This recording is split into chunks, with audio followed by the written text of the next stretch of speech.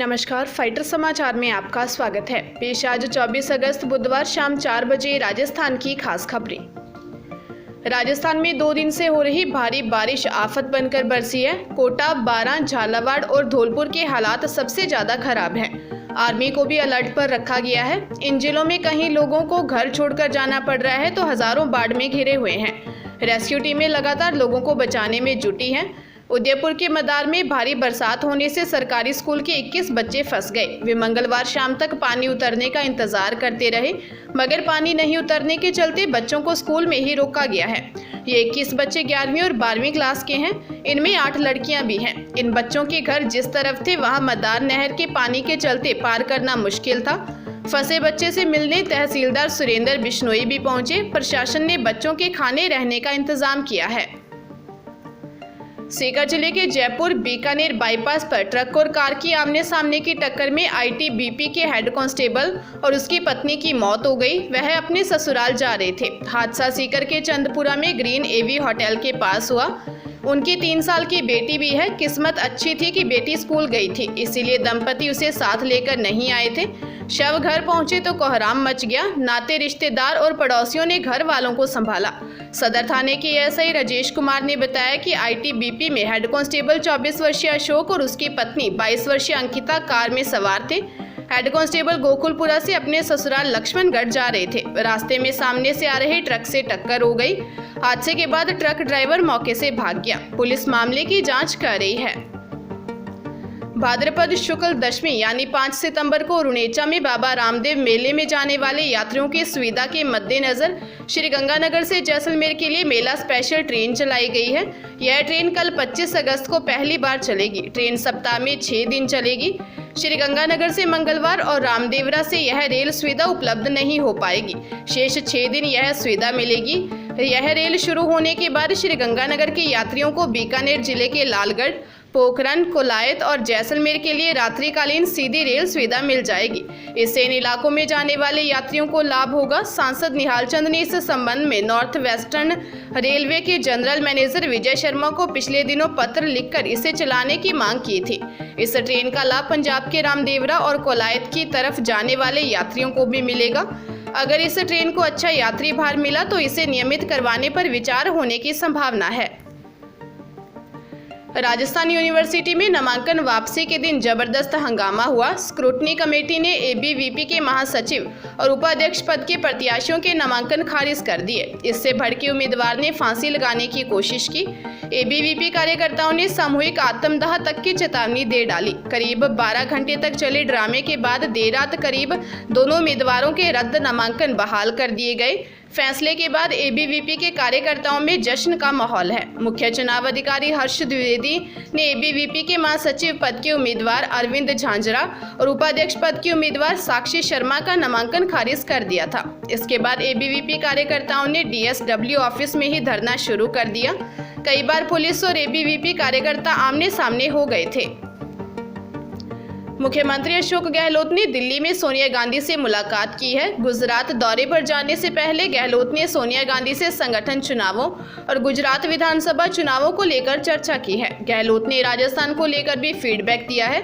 गहलोत सोनिया गांधी से मुलाकात के बाद गुजरात दौरे पर गए हैं। कांग्रेस के राष्ट्रीय अध्यक्ष के लिए नाम चलने के सवाल पर सीएम अशोक गहलोत ने सोनिया गांधी से मुलाकात के बाद दिल्ली में मीडिया से बातचीत में कहा, मेरा नाम तो चला दिया है, लंबे अरसे से मैं सुन रहा हूँ, मुझे कोई चर्चा कर नहीं रहा है।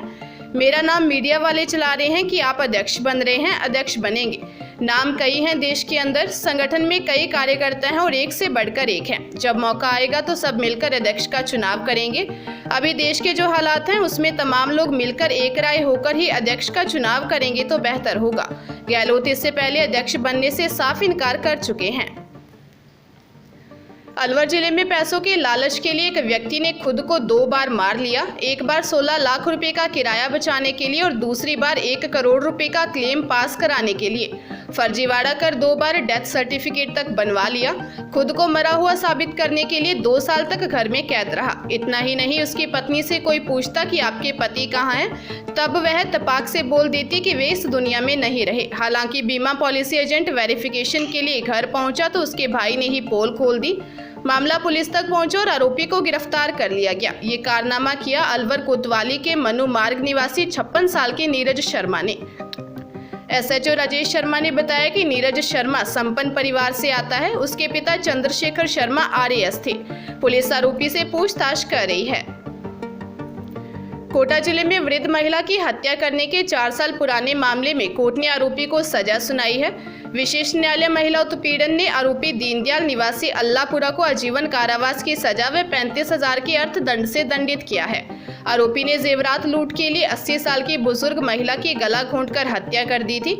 जानकारी के अनुसार फरियादी कन्हैयालाल निवासी अल्लाहपुरा ने सितंबर 2018 में इटावा थाने में बताया था कि उसकी 80 साल की नानी रमकोबाई 2 महीने से उसके घर में रहती है। 25 सितंबर शाम को वो घर के बाहर बैठी थी। उसके बाद कहां गई किसी को पता नहीं लगा। बाद में उसकी नानी की लाश ब्रह्मानंद के खेत में मिली। शिकायत पर पुलिस ने हत्या की धारा में मामला दर्ज कर आरोपी दीनदयाल को गिरफ्तार कर कोर्ट में चालान पेश किया। जालोर के सुराना गांव में टीचर की कथित पिटाई से दलित स्टूडेंट की मौत।